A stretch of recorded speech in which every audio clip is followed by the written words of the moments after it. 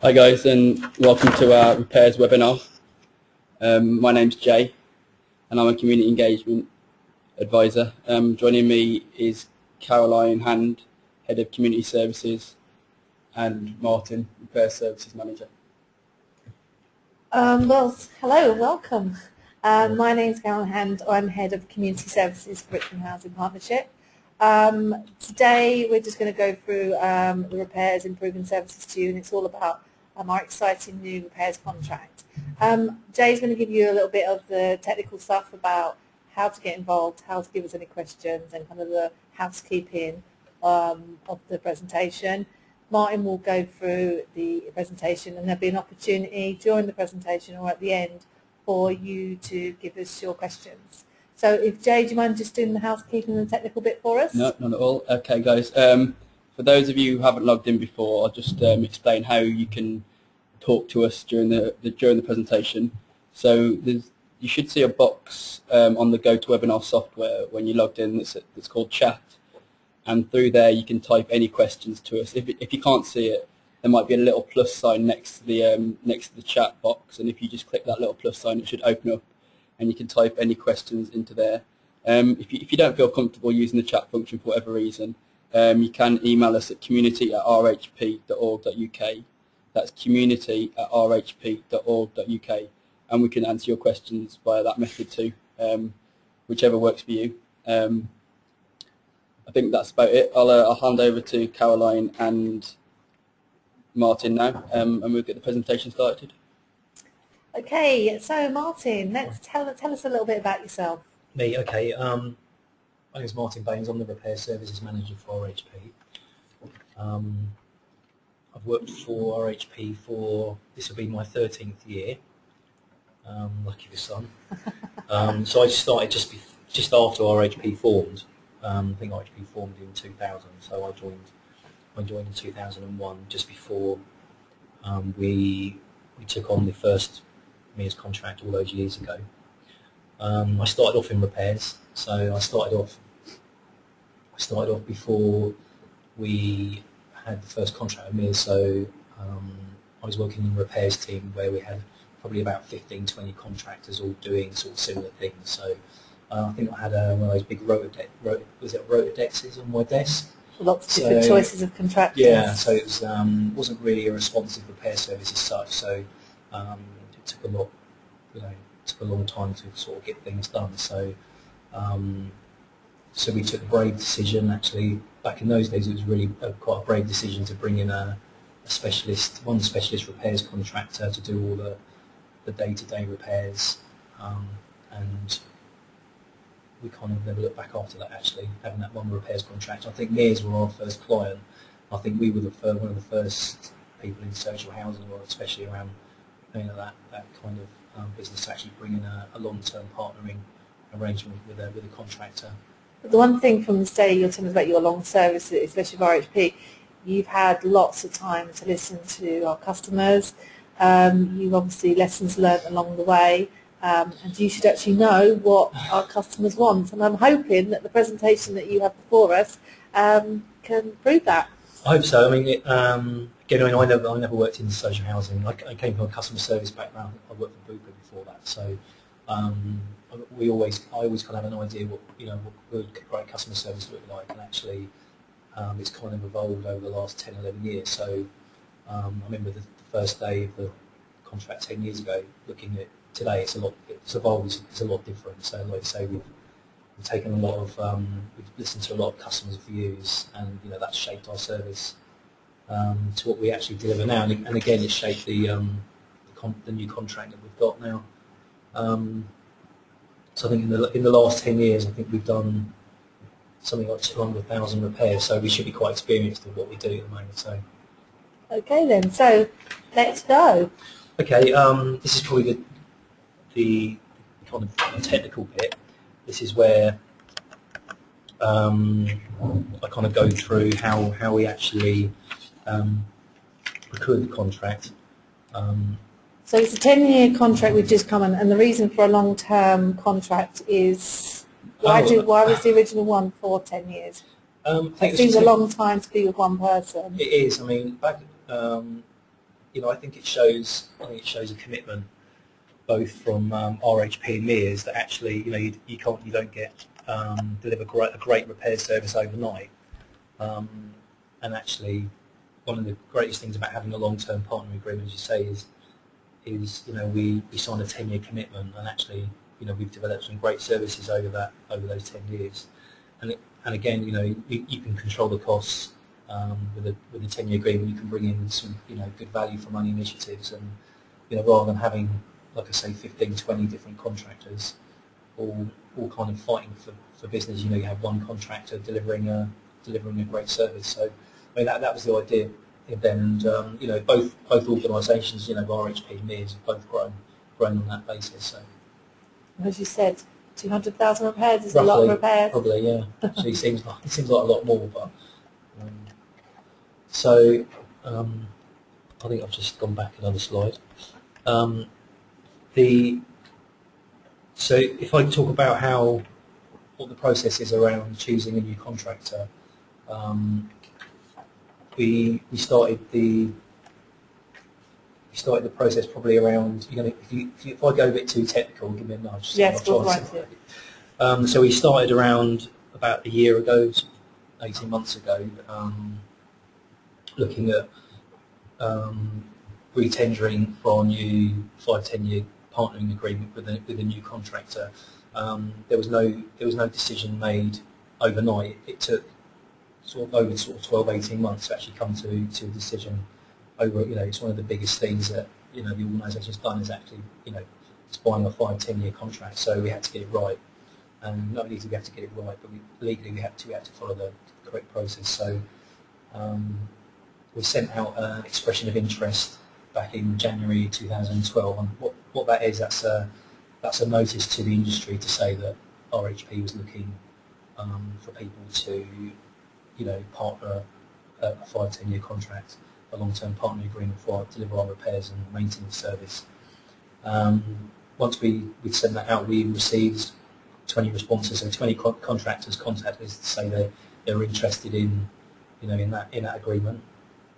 Out of the 20, roughly around 15 contractors sent in a response to a questionnaire, which was they obviously had to fill in, they had to give us some idea as to what their service would look like, or what the partner agreement would look like, based on questions that we'd sent, which were quite tough questions. They were they're quite in depth. So out of the 15, we shortlisted 7. So the 7 we invited to submit detailed proposals about what they were offering. Of the 7, 3 were then shortlisted. Of the 3, we then went into what we call competitive dialogue. So that's kind of really getting down to the nitty gritty, sort of asking some really sort of difficult questions of the 3 contractors as to what the details were behind the behind the service they wanted to deliver with us.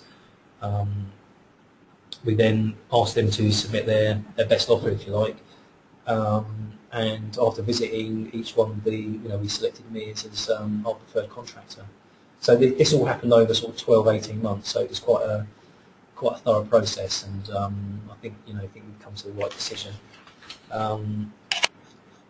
The brief that we had around what the requirements were for the new contract were the first thing that we wanted was it was going to be based on customer satisfaction. So we wanted great customer satisfaction from the service, and actually one of the measures that we had, rather than it being were the repairs completed on time or did we turn up on time, obviously there were core measures, but the main measure we had was are our customers satisfied with the service that we received from us.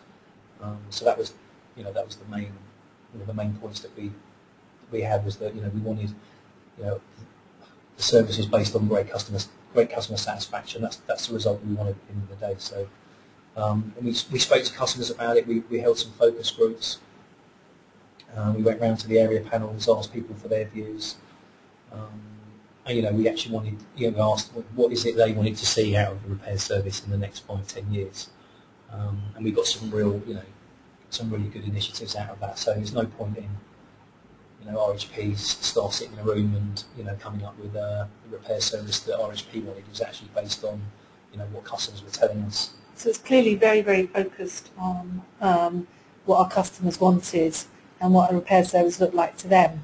Yeah, I mean, I think if we go into a bit more detail, I mean, we asked customers what they wanted. I think the slides are a little bit the wrong way around. So, they first of all, I think actually now we offer a great service as it is. We have an online repair service, so we wanted to keep the online repair service so people go online and book their 2-hour appointment. The way they access our service as well, so they can, as well as go online, they can ring our customer contact centre.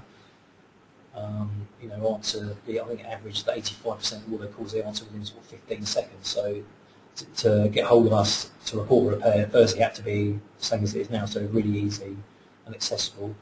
But building on that, we're offering more choice of appointments. So we understand people have different needs. Sometimes people work, they can't take time off. So to some people, it's important that we can come in the evenings or even at weekends. They want, customers saying, we want people when they turn up to do the repair, they want them to be skilled and be able to do the repair that they wanted. So if it was maybe a leak or some carpentry work, they wanted people to turn up that were skilled to do the repair. So you basically knew what they were doing. So we wanted the repairs. They wanted the repairs done quicker. So what we reduced the time that. So if you rang up on a Monday, you wanted it done by the end of the week, or at least wanted someone to come around within the next few days. They didn't want lots of people turning up to doing lots of different things. So one person turning up to do maybe 1, 2, maybe 3 repairs at the same time, and wanted us to respond to emergencies quicker. So that's what customers are telling us they wanted out of the repair service. Just on that, just for clarification, because my understanding is on where the contractor or the operative comes, and the skilled operative, there will be kind of multi-trade. So if there was a plumbing job, they should be able to do the sort of similar carpentry job at the same time. Yeah, I mean that's from the 3rd of June. There'll be some tangible differences. One of them will be that the operative, we're going to invest a lot of time and effort into the operatives and to train them up to do more repairs. So, for example, if the most common repairs, there's kind of these sort of 10, 20 most common repairs. We want all of our operatives to be skilled in actually doing the most common repairs, so that for example, if it's a basic plumbing job or a basic carpentry job, we've got someone. We're not just sending a plumber around and a carpenter at different times. We're sending one person to do multiple repairs. So it's important that we give the best support to operatives by giving them that training. So that's going to be one of the main differences on the 3rd of June. The biggest difference, it's actually going to look different on the 3rd of June as well. So the Mears operatives will wear RHP branding on their uniforms, so they'll have actually RHP branding. They'll be driving around in RHP vans, so it will actually look different. We're also investing in van stock, so when an operative turns up, he's able to do the job without having to come back or go to the suppliers and having to book a new appointment for, say, another day. So we're really sort of concentrating on getting jobs done first time and in the first visit. Customers will also have the option to request an MOT. That's a bit like a property check visit. So if you've got some repairs that need doing in the property all at the same time, we can, rather than the operative going in and doing those specific repairs, he can take a look around the home to see if there's any more repairs that need doing and do them there and then. We can even tie that in with a gas service check, so you don't have to book separate appointments for each. As I say, there'll be wider choice of appointments, so evenings and weekends. And as I say, we'll make sure that the operative can fix the repair in one visit. So even if he has to spend a little longer in the property, it's much better than actually having to come back and rebook another appointment. So reduce waiting times for appointments. So I think now currently we're saying that I think we can do a repair within sort of 28 days. What we're saying actually now we're going to do it within 10 days. So we're going to aim to do repairs a lot quicker. And actually, and if you have an emergency repair, we can be there within 3 hours. So they're the main differences between now and the 3rd of June. It's very clear that this new contract was very focused on what customers are saying, because there's some key changes to the new contract, which, like you say, is what the customers told us. Yeah, I mean, it's all based around, at the moment we're delivering great repair service, but we're actually adding to that by those things that we wouldn't have normally included. For example, as you say, the extended hours, and by doing that, it gives customers a wider choice. So, like, the headlines are 3rd of June. That's right, Martin. Yep. That the contract goes live between now and the 3rd of June. Will the service look any different? No, we're really working hard behind the scenes to make sure that on the 3rd of June we can deliver all those, great additional services on top of what we deliver now. So you talked about training staff. So yep. will the staff training, has that already started? Training's already started. It starts from the call centre agent. When they pick the phone up, they'll know exactly what to expect, or they'll know what services need to be delivered on the phone, and that gets then transferred right through to the operative, who then turns up. Yeah, so like even go back training as much as making sure that when a customer calls us, that they're reporting the repair as accurately as possible to enable the operatives to be kind of well equipped with what he's or she the job is about. Yeah, I mean one of the main targets we brought in now in the call centre is making sure that we get the correct diagnosis on the phone. There's nothing more frustrating, I guess, for a customer when an operative turns up and it's not what the conversation they've had with the person on the other end of the phone. It kind of hasn't quite matched. So we want to get better at making sure that when, say, a plumber or a carpenter walks through the door, he knows exactly what, or more or less knows exactly what it is that he's got to do before he goes through the door. So it sets the expectation up. Okay.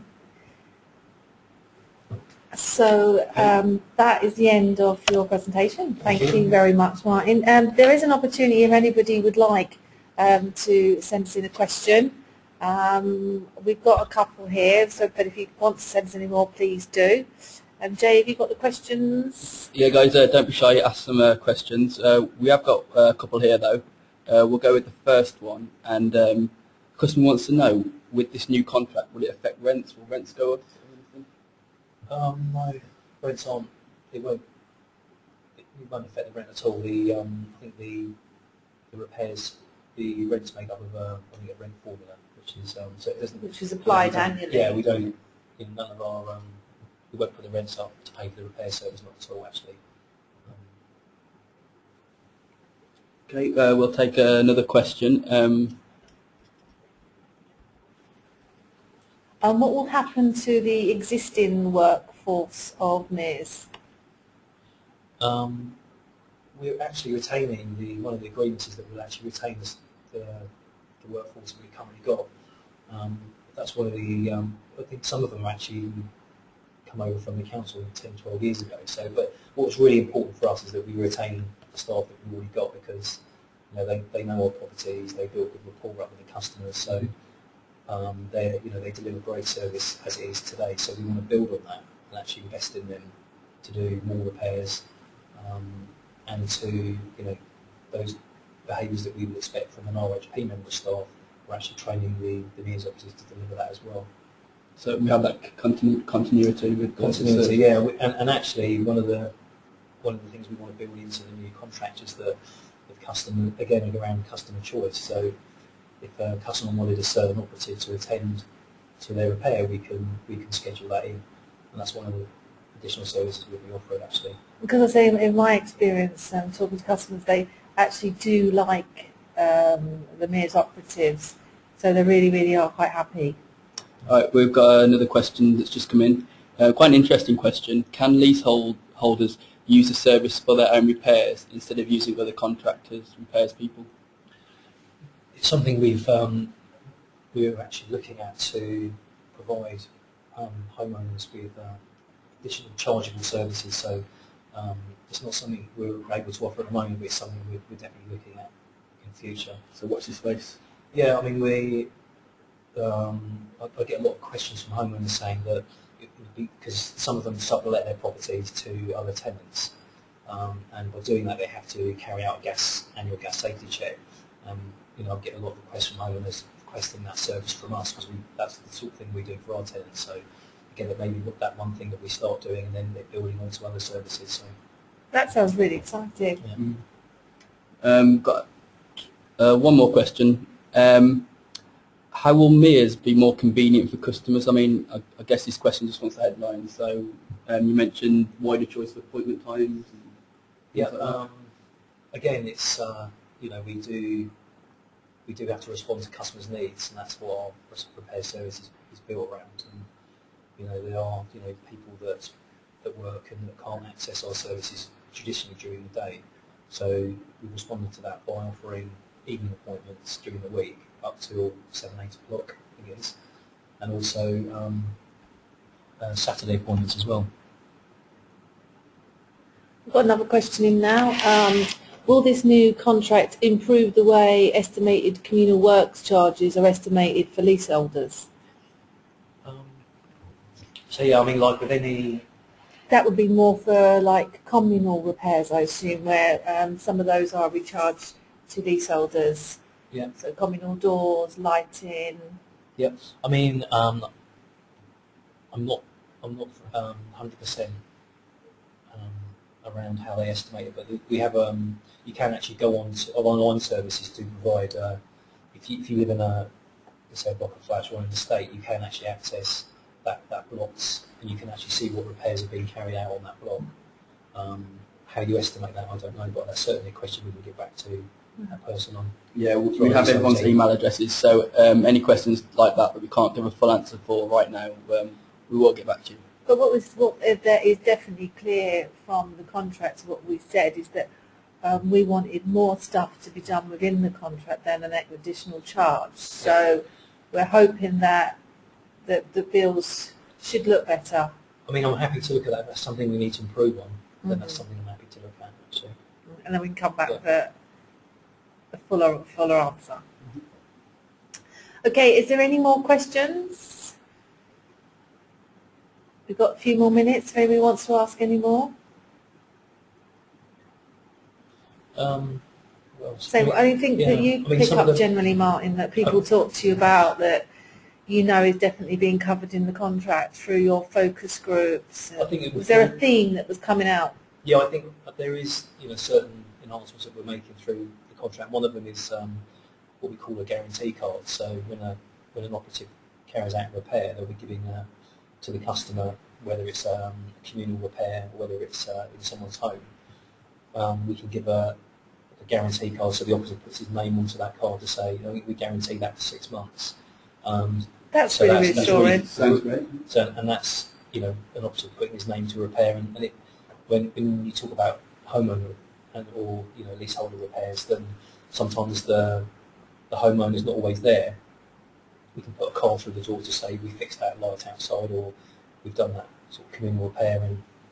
Because that's one of the things we do get feedback in that we could improve is our areas of communication. Yeah. So that's one way that we can improve, especially for people who are not at home. The repair has been carried out, and here's a card to say this is the date it was completed, and if it breaks down within this time, that it could be just a recall rather than a rechargeable repair. So if we have no more questions, I think, Jay, that you want to ask from the presentation? Yeah, I guess, Martin, what out of the new contract, what are you most excited about? What did you push for that you got? Well, I think it was that making the operatives feel when they put that RHP uniform on, that actually they had that same kind of that culture, that RHP wanting to fix things fast to last, and being on the customer side and being honest, being helpful.